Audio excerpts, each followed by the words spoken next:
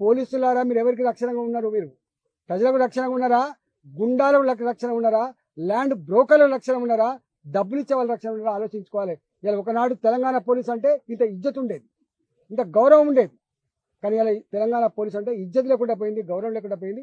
మీరు ఆలోచించుకోమని చెప్పి హెచ్చరిస్తానా?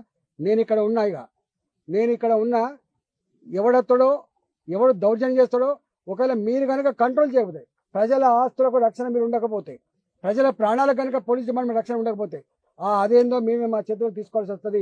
మేమే గుండాలకు బుద్ధి చెప్పాల్సి వస్తుంది, మేమే ల్యాండ్ బ్రోకర్లకు బుద్ధి చెప్పాల్సి వస్తుంది, మేమే ఈ చిల్లరగాళ్ళను తరిమికొట్టే పరిస్థితి అని చెప్పి హెచ్చరిస్తా ఉన్నా.